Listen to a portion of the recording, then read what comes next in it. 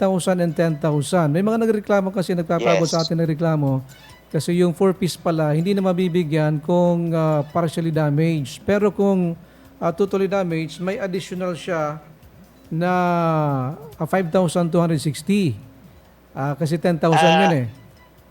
ng DSWD, may sa kanila kasing guidelines, meron nakalagay na no duplication. Aha. No duplication. Ngayon, sa akin lang pagkakaalam ha, Mm. ang DSWD ay nakipag-MOA sa WFP at saka UNICEF. sa UNICEF. Aha. Ngayon, nauna nang namigay yung mga under UNICEF ng I think 5,000 5,300. pesos. Ah. 5,300 something yata, no? Ah. Ang naibigay sa kanila. So ang sinasabi ng ang 5,300 is higher than the 5,000 na binibigay ng DSWD sa part Mm. actually.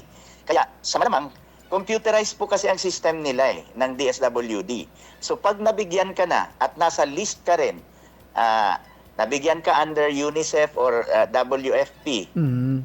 linawin ko lang ha, yung Opo. WFP at saka UNICEF, bagamat yun ang tawag, merong MOA ang UNICEF FP with DSWD. Aha. Kaya in effect, ang tawag doon, DSWD, WFP. At Okay. DSWD, UNICEF. UNICEF. So kung nabigyan ka doon at nakuha mo na yung 5,300, kapag ka pinaparelisan ka uli ng probinsya, sinama ka sa listahan ng probinsya, makakapture yon ng DSWD. Database. Aha. At malamang, base sa rules nila, kasi may pinaliliwanag sila na may no duplication rule sila. I-delete yung name mo doon. Opo. However, kung partially ka, Kung partially. kasi mas malaki pa nga sa 5,000 na ibinibigay ng DSWD, yung nakuha mo na 5,300. 5,300. Di ba? So, as far as they are concerned, as far as DSWD is concerned, sa akin, bigyan ka pareho, okay lang. Nabagyuhan ka kung ano yung maximum na maibibigay at makukuha mo. Happy ako as governor, no, na nakuha mo yung tulong. Pero ang rules kasi galing yan sa DSWD. Ngayon, kung ikaw ay nakalista sa totally, yung difference ng 10,000 at nung 5,333, sa pagkakaalam ko, yun ang iaabot sa'yo ng DSWD kung nakalista ka sa totally. Sa totally So, na lang. 4,700 something ang makukuha mo Oo. Kasi sa totally lang. sa totally, parang dagdag yon doon sa 5,300 na binigay. Para ma-meet mo yung 10,000 na level na naka-earmark ng DSWD sa bawat totally damaged na Opo. bahay. Sa 4-piece So, lang yon. Pero yung mga hindi 4-piece, ibig sabihin, makareceive sila kung totally sila di 10,000, then partially, 5,000. Kung wala, hindi lang 4-piece, kung wala doon sa no duplication rules Aha. ng DSWD. Now, I do not know exactly kung ano yung mga sinasabi ng DSWD na captured ng no duplication. Kasi baka meron pa silang ibang kamuha at kung nabigyan ka na doon, makakapture uli ng computer nila yon. Pwedeng ma-delete na siya doon sa Yes. succeeding assistance. Yes, may system po kasi ang DSWD at beyond our control yan sa probinsya dahil nakita ko mismo yung kopya ng guidelines na may nakasulat na no duplication rule. So, susundin ng DSWD yung sarili nilang guidelines na Opo. no duplication. So, pasensya na po, yun ay rules ng DSWD, hindi kagustuhan ng probinsya yon, Sir Ferds. Opo. No? May At, may amount, may total ano po tayo, parang number of totally and partially na bibigyan, including yung 4-piece sa Catanduanes? Sa latest? So far, ang latest natin na inaccept ng DSWD ay nasa 33,000 na list, no? 33. At iyon ay totally at partially at umaabot siya ng allocation nung nag-uusap kami ni Norman ng DSWD, umaabot siya ng close to 200 million which is consistent doon sa sinasabi sa akin ni Secrex noong kausap ko si DSWD Secretary Rex Gatchalian, tinatanong ko sa kanya na will you be giving through the Office of the President yung 50 million na binigay ng Christine at 50 million ng Pipito. Ang sabi niya sa akin, Gov, alam mo, mas maganda itong naiisip namin ng Pangulo na ibigay sa inyong tulong sa Catanduanes this time sa Super Typhoon Uwan. At kumpara sa dati na tig 50 million, makaka-receive kayo ng halos close to 200 million dahil ang cash assistance na ibibigay namin doon diretso sa ililista ninyo sa totally at partially na damaged houses mula sa listahan ng barangay papunta sa munisipyo na ika-capture ng DSWD. So, yun, natuwa din ako doon dahil ang 200 million is a lot bigger than the 50 million. At ang kagandahan, DSWD pa ang diretsong namigay nito na cash assistance sa ating mga kababayan, Sir Ferds. At least walang hassle sa provincial government and direkta.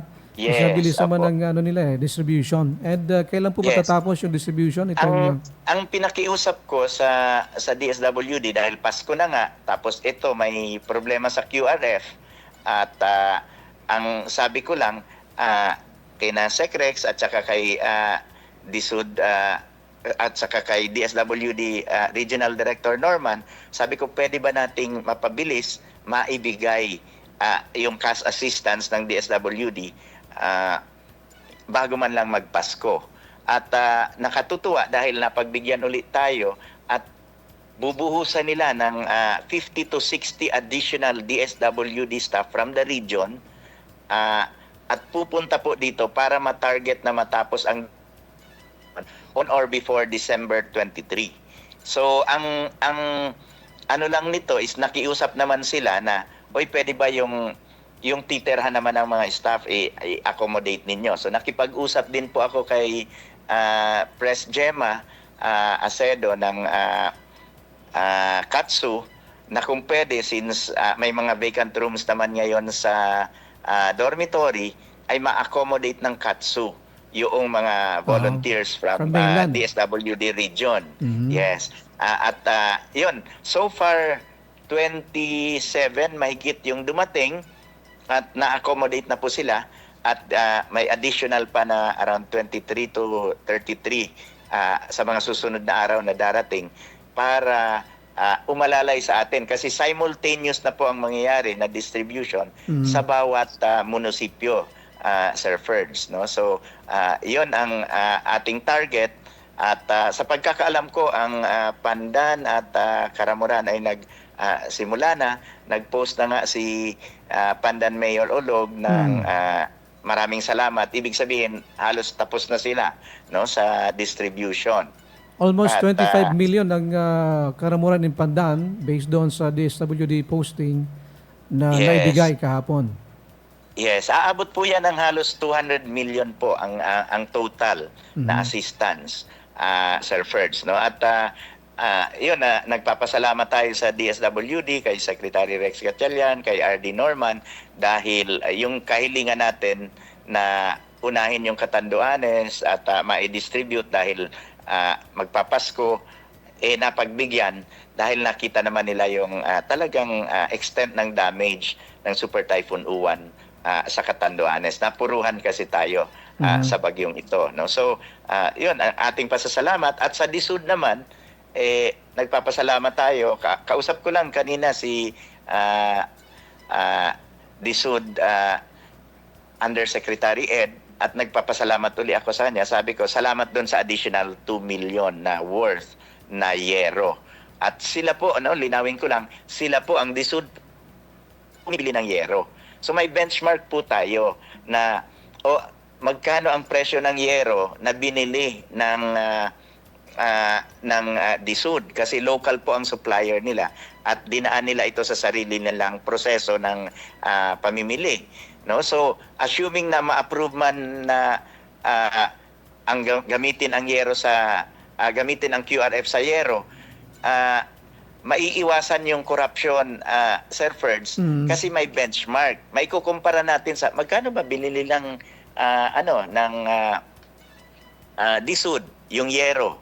Kasi for example, doon sa 107 million nung Pipito, I think 670 something ang yero na pagkakabili nila sa yero. Batay doon sa liquidation. Ito namang sa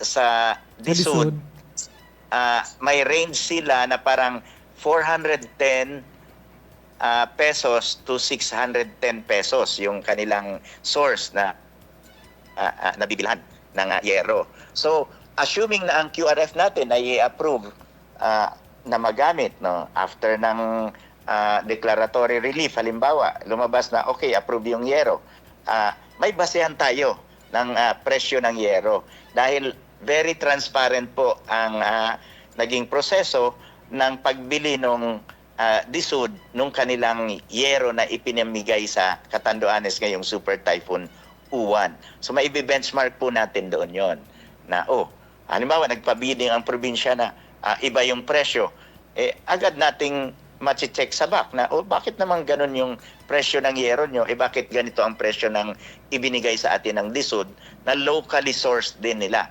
Dito po nila I think kinandak ang pag-purchase landed cost sa Catanduanes. So, yun ang kagandahan nito. Yun ang kabutihan pag transparent po lahat, nakikita at naiiwasan ang korupsyon sa panahon ng lalo na nitong mga disasters. Kasi ang iba diyan, yung talagang mga swapang, no, ang nakikita nila palagi kapag may disaster ay pagkakataon para mangrap. No? So ito talaga yung nilalabanan natin na binagyo na nga, kukurapin nyo pa. No? So, ayaw na ayaw ko po ng ganyan. So, ako talagang gusto ko very transparent. Makita ng lahat na ito yung dumating na tulong. Kaya inaanunsyo ko po kaagad. Hindi ito para magpa-epal, Sir Ferds, no? Yung aking pagpo-post sa social media, ito ay para mas malaman ng lahat. Ngayon, ang PIO po, ang probinsya may PIO, no? Provincial Information Office. Pero maaalala naman po ng lahat na hindi nga ito tinurn over sa amin yung dating PIO, no, na I think may 44,000 na followers yon, yung dati, since hindi naman tinurn over sa amin, pag-aari yon ng gobyerno, pero hindi naman itinurn over sa amin smoothly ng dating administrasyon, kaya nagsimula tayo uli na magbuo ng ating PIO website at FB page. So, konti pa lang po ang followers noon. Kaya, i-post man namin doon, hindi agad na alam sa lahat. Whereas doon sa aking page po, kaya ako nagpo-post din ako sa page ko, kasi po, ang followers doon ay nasa 73,000 na at inaabot ng 13-14 million views kapag ako ay nagpo-post po. So, ang sinasabi ng mga taga-PIO, Gob, paki-post mo na rin ito kasi mas maraming mga kababayan natin ang nakakaalam. We want it to be transparent. Pag kayo ang nag-post, mas maraming nakakaalam kung ano na talaga ang status. Kaya ayaw natin ng paepal, pero gusto natin malaman ng mga tao yung katotohanan at yung status. Kaya pinopost din po natin sa FB page yung transparency report. Apo. Pero nakapost din po yan sa PIO. Gob, ilinaw ko